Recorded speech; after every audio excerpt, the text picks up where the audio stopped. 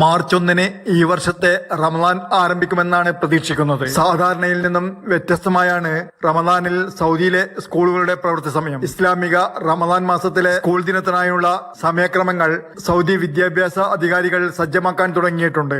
ഇതിനായുള്ള അധികാരം വിദ്യാഭ്യാസ മന്ത്രാലയം നൽകിയിട്ടുണ്ട്.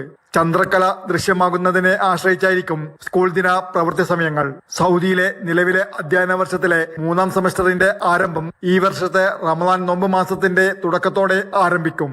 എല്ലാ സർക്കാർ സ്വകാര്യ സ്കൂളുകൾക്കും വിദ്യാഭ്യാസ സ്ഥാപനങ്ങൾക്കും സെമസ്റ്റർ രാവിലെയും വൈകുന്നേരവും മാർച്ച് 2 ആരംഭിക്കും. സൗദിയിലുടനീളമുള്ള ഗവർണറേറ്റുകളിലെ വിദ്യാഭ്യാസ ഡയറക്ടർമാരെ ബന്ധപ്പെട്ട പ്രാദേശിക അധികാരികളുമായി ഏകോപിപ്പിച്ച് സ്കൂൾ ദിനത്തിന്റെ ആരംഭ സമയം നിർണയിക്കുവാൻ സൗദി വിദ്യാഭ്യാസ മന്ത്രാലയം ആവശ്യപ്പെട്ടു. ചില വിദ്യാഭ്യാസ അധികാരികൾ ഇതിനകം സ്കൂൾ ദിനത്തിന്റെ ആരംഭം പ്രഖ്യാപിച്ചിട്ടുണ്ട്. പുണ്യനഗരമായ മക്കയിലെ വിദ്യാഭ്യാസ അധികാരികൾ പ്രഭാത സ്കൂൾ രാവിലെ 9 മണിക്കും വൈകുന്നേരത്തെ സ്കൂൾ ഉച്ചയ്ക്ക് 1 മണിക്കും തുടർ വിദ്യാഭ്യാസ സ്ഥാപനങ്ങളുടെ സ്കൂൾ ദിനം രാത്രി 9:30 ആരംഭിക്കുമെന്നാണ് അറിയിച്ചിട്ടുള്ളത്.